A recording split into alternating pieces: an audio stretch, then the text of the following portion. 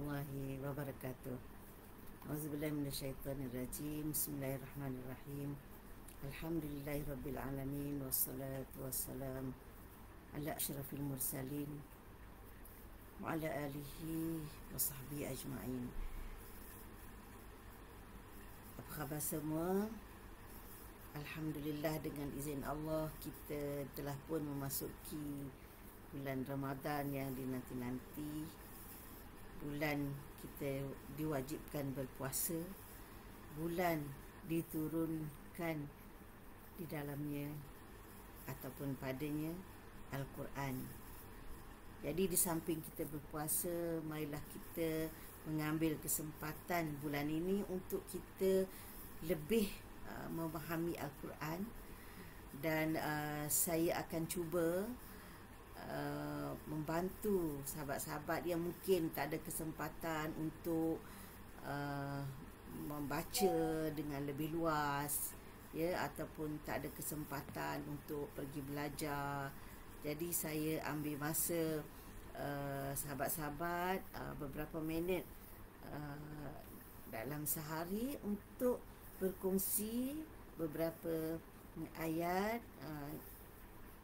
untuk kita sama-sama fahami. InsyaAllah saya tak ambil masa yang lama. InsyaAllah akan cuba berkongsi satu hari satu ayat sepanjang Ramadan ini, sebagaimana yang pernah saya lakukan pada tahun sebelum ini.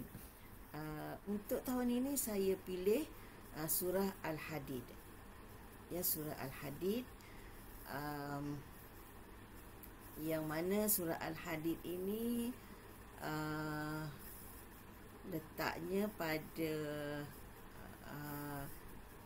juzuk yang ke-27. Ya, surah terakhir juzuk yang ke-27, iaitu selepas Al-Waqi'ah. Jadi surah ini dimulakan dengan tasbih. Bismillahirrahmanirrahim. Sabbahalillahi ma fis samawati wa ma fil ard wa huwal azizul hakim. Jadi surah yang dimulakan dengan tasbih ini dipanggil surah musabbahat. Allah mulakan surah dengan bertasbih. Sabbahalillahi ma fis samawati wa ma fil ard. Bertasbih untuk Allah semua yang di langit dan di bumi. Wa huwal azizul hakim. Jadi Allah mulakan surah dengan tasbih, kadang-kadang dengan lafaz fi'il madhi seperti surah ini sabbahalillah, kadang-kadang dengan fi'il mudhari'. Jadi fi'il madhi ini menunjukkan dah lepas, yang pasti telah berlaku. Fi'il mudhari' menunjukkan sekarang dan akan datang, itu berterusan. Jadi dengan erti kata lain, bila Allah gunakan lafaz kadang-kadang madhi, kadang-kadang mudhari', menunjukkan bahawa segala makhluk yang Allah sebut bertasbih itu berterusan, tak putus-putus, tak henti-henti, dari dulu sampai sekarang dan masa akan datang. Jadi apa yang bertasbih kepada Allah? Dalam surah ini Allah sebut ma fis samawati wa ma fil ard, segala yang di langit dan segala yang di bumi. Jadi yang di langit tu segalanya lah, cakrawalanya, makhluk-makhluk yang kita tak nampak, malaikatnya, apa sajalah yang kita tak tahu, apa lagi yang ada di langit tu. Begitu juga di bumi yang kita tahu, tumbuh-tumbuhannya, bukit bukaunya, manusia, haiwan, di daratan, di lautan, semuanya itu bertasbih kepada Allah Subhanahu Wa Taala. Jadi apa makna tasbih? Tasbih tu maksudnya mensucikan, maknanya menjauhkan Allah daripada segala kelemahan dan kekurangan, sama ada pada zatnya. Zat Allah Subhanahu Wa Taala adalah zat yang dikatakan wajibul wujud, yang wajib ada. Jadi dia terjauh daripada tak ada, daripada azali sampai bila-bila, ya, tak ada permulaan, tak ada pengakhiran. Jadi kalau kita kata dia ada awal ada akhir, itu adalah satu kelemahan. Artinya bermula dengan tak ada, kemudian berakhir dengan tak ada juga. Itu satu kelemahan, kekurangan yang Allah Subhanahu Wa Taala bersih daripada kelemahan itu.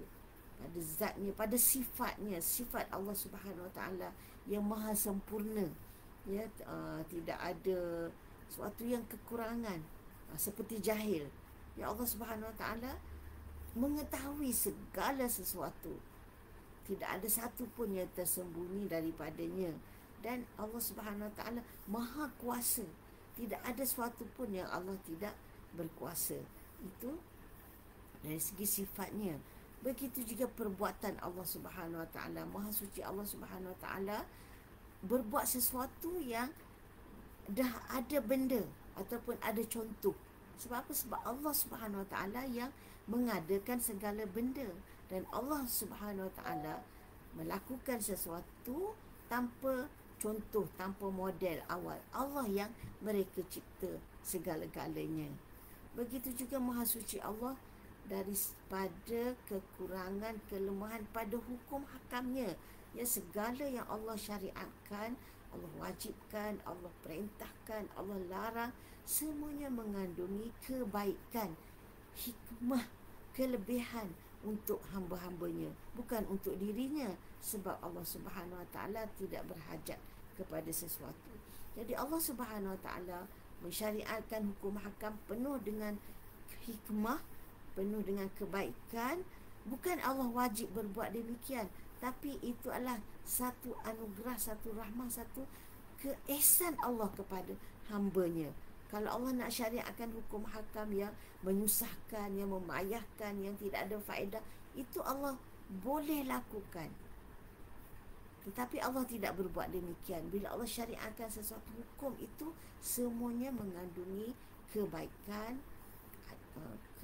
kelebihan, keistimewaan dan kebijaksanaan Allah Subhanahu Wa Taala. Jadi Allah Subhanahu Wa Taala maha suci dari segala kekurangan, dari segala kelemahan, dari segala keaiban, sama ada pada zatnya, sifatnya, perbuatannya, juga hukum hakamnya. Jadi bagaimana langit dan bumi bertasbih kepada Allah Subhanahu Wa Taala? Dia subhanallah, subhanallah macam manusia ke? Iaitu Allah Subhanahu Wa Taala sahaja yang maha mengetahui. Jadi setiap makhluk itu bertasbih kepada Allah Subhanahu Wa Taala. Mereka membesarkan Allah, mereka tunduk patuh kepada ketentuan Allah Subhanahu Wa Taala. Jadi cara mana mereka bertasbih, itu bukan urusan kita. Tapi kita kena yakin semua makhluk ini tunduk dan patuh, mengiktiraf akan kebesaran dan keagungan Allah Subhanahu Wa Taala. Dan Allah akhirkan ayat 1 ini dengan wahwal azizul hakim. Dia maha perkasa lagi maha bijaksana. Jadi Allah Subhanahu Wa Taala maha perkasa, maha gagah, maha kuat. Tidak ada satu pun yang dapat melawan kuasanya, tidak ada sesuatu pun yang dapat menghalang kehendaknya, tidak ada sesuatu pun yang dapat mematahkan apa yang telah ditentukannya. Dan dia pula maha bijaksana, di mana segala sesuatu yang Allah dah tentukan itu penuh dengan kebaikan, kena pada tempatnya, tidak ada yang sia-sia. Semuanya mengandungi faedah dan kebaikan untuk sekalian makhluknya. Jadi itulah permulaan kepada surah Al-Hadid ini, di mana bila kita mengetahui Allah Subhanahu Wa Taala yang maha agung, maha besar itu, bukan saja mencipta kita, bukan saja kita yang bertasbih kepada Allah, malah segala makhluknya bertasbih kepada Allah Subhanahu Wa Taala. Jadi apabila kita memuji Allah Subhanahu Wa Taala, kita yakin dan percaya bahawa kita tidak berseorangan, kita tidak bersendirian, malah kita bersama-sama dengan seluruh angkatan makhluk Allah di langit dan di bumi ini membesarkan Allah Subhanahu Wa Taala. Jadi bayangkan, kalau kita tidak bertasbih, kalau kita tidak bersyukur kepada Allah, maknanya kita terpisah, terasing daripada makhluk-makhluk yang Allah yang lain. Jadi marilah sama-sama kita sentiasa mengingati Allah Subhanahu Wa Taala, mensucikannya, memujinya dan bersyukur kepada Allah, serta tunduk patuh, mengabdikan diri hanya kepada Dia semata-mata. Sekian dulu untuk hari ini, insya-Allah. Kita sambung esok untuk ayat yang kedua, mudah-mudahan dengan izinnya. Wassalamualaikum warahmatullahi wabarakatuh.